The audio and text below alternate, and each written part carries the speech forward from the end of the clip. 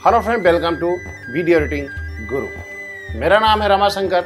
मैं पिछले 22 साल से वीडियो एडिटिंग ग्राफिक डिजाइनिंग क्षेत्र में काम कर रहा हूँ।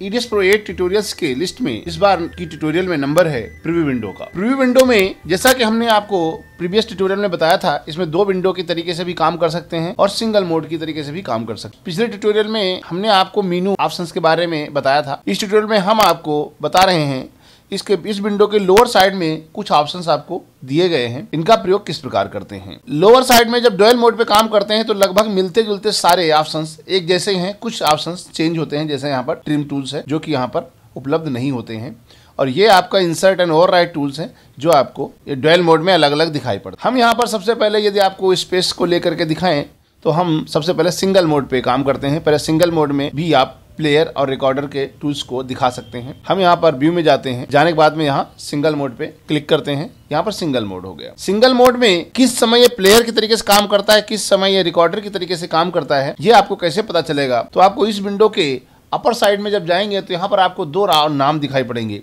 एक यहाँ PLR प्लेयर लिखा हुआ है और ये REC लिखा हुआ है रिकॉर्डर। तो जब आप प्लेयर पे क्लिक करेंगे तो ये प्लेयर की तरीके से काम करेगा, जब रिकॉर्डर पे क्लिक करेंगे तो रिकॉर्डर की तरीके से काम करता है। ऐसा नहीं है इसको बाय प्लेयर और रिकॉर्डर काम करने के लिए बार बार यहाँ आपको क्लिक करना पड़ेगा, ये जरूरी नहीं है। जब भी आप किसी बिन में से किसी फुटेज को डबल क्लिक करेंगे तो ऑटोमेटिक ये प्लेयर, ये आपका विंडो ऑटोमेटिक ये प्लेयर पे चला जाएगा, और जब भी आप माउस कहीं टाइमलाइन पे क्लिक करेंगे तो ये ऑटोमेटिक ये रिकॉर्डर बटन पे चला जाएगा। ये इसकी काम करने की प्रोसीजर है। सबसे पहले हम आपको प्लेयर विंडो पे क्लिक करते हैं, आपको बताते हैं कि किस तरीके से इसमें कौन कौन से टूल हैं। सबसे पहले यहाँ पर लोअर साइड में आप देखेंगे, यहाँ पर इसका एक टाइम कोड आपको दिखाई पड़ता है।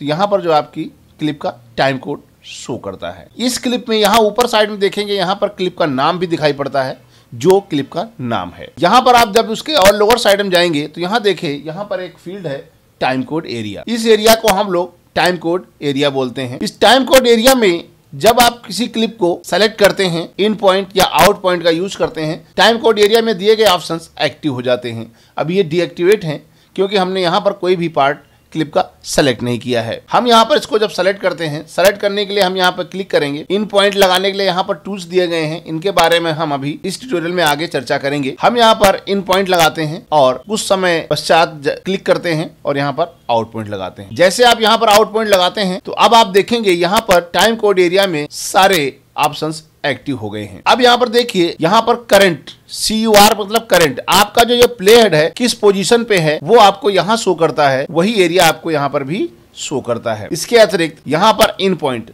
आपने जो है इन मार्क लगाया है वो कहां पर लगाया है, पोजीशन शो करता है। आउट पॉइंट आपने कहा किस पोजीशन पे लगाया है, इसको यहाँ पर ये शो करता है। और इसकी टोटल ड्यूरेशन क्या है, ये आपकी सेलेक्ट किया है। इन और आउट पॉइंट के बीच की टोटल ड्यूरेशन क्या है, वो 11 सेकंड है। और इस पूरी क्लिप की कितनी ड्यूरेशन है वो आपको यहाँ पर शो होता है। यहाँ पर टाइम कोड इंफॉर्मेशन आपको मिलती है, जिससे आप अंदाजा लगा सकते हैं क्लिप की ड्यूरेशन क्या है। आपने इन पॉइंट आउट पॉइंट लगाया तो उस इन और आउट पॉइंट के बीच में कितनी ड्यूरेशन आपने सेलेक्ट किया है, और इन पॉइंट से आपको पता चलता है कि आपने जो इन पॉइंट लगाया है आपने टाइम कोड पे किस लोकेशन पे लगाया है, और आउट पॉइंट से आपको पता चलता है कि आपने कहां पर आउट पॉइंट लगाया है। और करंट फील्ड से आपको यह पता चलता है जो आपका ये प्ले हेड है वो वर्तमान में किस लोकेशन पे है, किस टाइम कोड पे है, वो आपको यहाँ पर शो करता है। इसके अतिरिक्त यहाँ पर कई सारे और टूल्स आपको नीचे के भाग में दिखाई पड़ते हैं, जो सामान्य तौर पर वही टूल्स हैं जो कि आप प्रीवियस में यूज करते आए हैं, लेकिन हम नए यूजर्स के लिए बता दें कि इनका प्रयोग कैसे किया जाता है। ये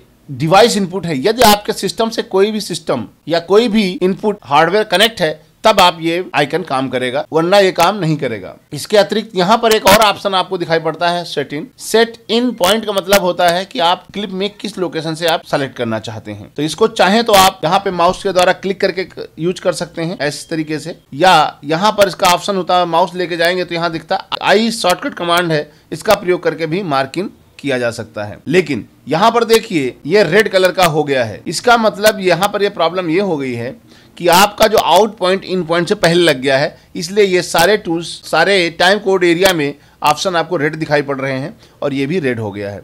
जबकि सामान्यतः आप प्रैक्टिकली कभी भी इन पॉइंट आउट पॉइंट के बाद में यूज नहीं किया जा सकता है, इसलिए ये रेड हो गया है, मतलब आप इसको सेलेक्ट नहीं कर सकते हैं। हम यहाँ पर इन किया और आगे माउस गए और यहाँ पर हम यदि सेट आउट पॉइंट पे क्लिक करते हैं या शॉर्टकट ओ का प्रयोग करते हैं तो आप यहाँ पर देखेंगे ब्लू कलर की पट्टी आ गई है। ब्लू कलर की पट्टी का मतलब ये होता है कि आपने ये पोर्शन सेलेक्ट कर लिया है, अर्थात आपको यदि आपकी शूट का ये क्लिप पे या रॉ मटेरियल में से यदि किसी पार्ट को आपको सेलेक्ट करना है तो आपको इन और आउट पॉइंट का प्रयोग करना पड़ेगा, जिसके लिए चाहे तो आप इस टूल का प्रयोग कर सकते हैं या इन पॉइंट आउट पॉइंट के शॉर्टकट कमांड इन के लिए आई और आउट पॉइंट के लिए ओ कीबोर्ड शॉर्टकट का प्रयोग कर सकते हैं। इसके अतिरिक्त यहाँ जब नीचे इस आइकन ड्रॉप डाउन बटन पे क्लिक करेंगे तो यहाँ पर कई सारे और ऑप्शन आपको दिखाई पड़ते हैं कि इनका भी प्रयोग आप इन पॉइंट को लगाने या इन पॉइंट पे जाने के लिए या इन पॉइंट को डिलीट करने के लिए ही इसका प्रयोग किया जा सकता है।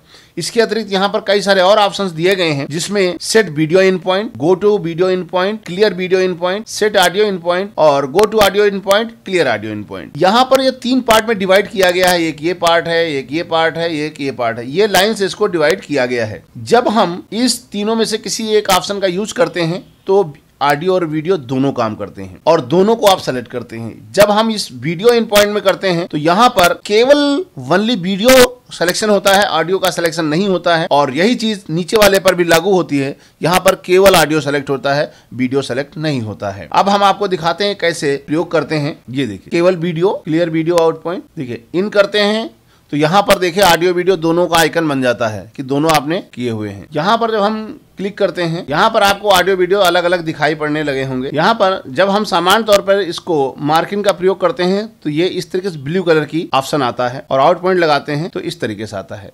यहाँ पर आपको कोई डिफरेंस दिखाई नहीं पड़ता है ऑडियो कहाँ और वीडियो कहाँ है, लेकिन इसके अंदर ऑडियो वीडियो अलग होता है। इसके बारे में हम आगे किसी अन्य ट्यूटोरियल में बताएंगे कि इसका प्रयोग कैसे करते हैं। आगे आउट पॉइंट होता है, आउट पॉइंट पे क्लिक करेंगे तो आउट पॉइंट लगता है, लेकिन यहाँ ड्रॉप डाउन में भी आउट पॉइंट के ओनली ऑडियो को या ओनली वीडियो को आउट पॉइंट लगाने के लिए इनका प्रयोग किया जाता है। अब आगे एक ऑप्शन है स्टॉप बटन। यदि आपने किसी भी प्ले किया हुआ है इस तरीके से, इसको रोकने के लिए हम स्टॉप बटन का यूज करते हैं। रिवाइंड करने के लिए इसका प्रयोग करते हैं आप, रिवाइंड प्लेबैक के लिए। यदि आप एक एक फ्रेम आगे करने के लिए है, ये एक वन बाय वन फ्रेम आगे पीछे करना हो तो फॉरवर्ड के लिए इसको और बैकवर्ड के लिए इस बटन का प्रयोग करते हैं। और ये है स्पेस बार के लिए प्ले बटन, इसको हम स्पेस बार से प्ले करके इसको हम वीडियो को प्ले करते हैं। यदि आपको फास्ट फॉरवर्ड में प्ले करना है तो आप यहाँ पर ये आइकन है, इसका फास्ट फॉरवर्ड के द्वारा प्रयोग किया जाता है। ये लूप है जिसका shortcut command control plus space है, इसको हम क्लिक करके लूप में प्लेबैक का मतलब होता है जब सामान्य तौर पर बिना लूप के प्रयोग करते हैं तो एक बार पूरी ड्यूरेशन को ये प्ले करता है और लास्ट में जाकर के रुक जाता है प्ले हेड। लेकिन यदि आप लूप प्लेबैक करते हैं तो ये कंटिन्यूटी में एक बार खत्म करेगा,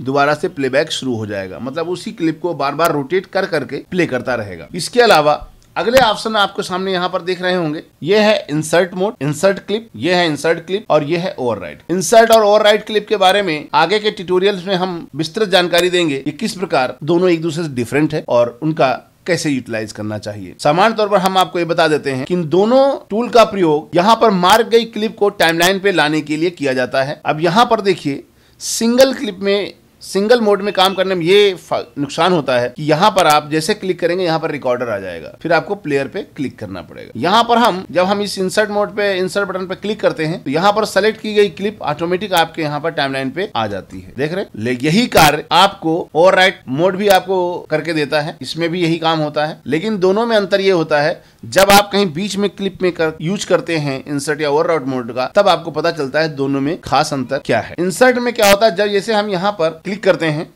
यदि इस समय हम यहाँ पर किसी क्लिप को वो पॉइंट इस लोकेशन पर यदि हम इंसर्ट मोड पे काम करेंगे तो यहाँ देखिए ये यहाँ पर क्लिप बीच में इंसर्ट हो गई है और उस पोजीशन के आगे की क्लिप को उसने आगे की ओर मूव कर दिया है। यही कार्य यदि हम ओवरराइड मोड में काम करेंगे तो ये उसको आगे की ओर मूव नहीं करेगा बल्कि उसके ऊपर ही क्लिप आ जाएगी। इसके बारे में हम आगे के ट्यूटोरियल में विस्तृत डिस्कस करेंगे। फिलहाल यहाँ पर आप यही समझ लीजिए दोनों क्लिप को टाइमलाइन पे लाने के लिए प्रयोग किया जाता है, इंसर्ट क्लिप या ओवरराइड क्लिप। इसका शॉर्टकट होता है ब्रैकेट, बड़ा ब्रैकेट वाली जो बटन होती है आपके, उसको यूज करते हैं इन की तरफ वाला और इसको हम आउट की तरफ वाला। इन दोनों का यूज करके हम शॉर्टकट कमांड का प्रयोग करके इंसर्ट और ओवरराइड का प्रयोग कर सकते। अगला ऑप्शन आपको दिखाई पड़ा, आइकन दिखाई पड़ा add clip on player to bin. यदि आपको प्लेयर में कोई क्लिप है और आप वहां बिन में ऐड करना चाहते हैं तो इस बटन का प्रयोग करके आप क्लिप को यहाँ पर ऐड कर सकते। इसी प्रकार दूसरा अगला ऑप्शन है ऐड ए सब क्लिप टू बिन। यदि आप किसी सेलेक्टेड एरिया को आप सब क्लिप के रूप में आप बिन में ऐड करना चाहते हैं तो ये अगले ऑप्शन का प्रयोग करना चाहिए।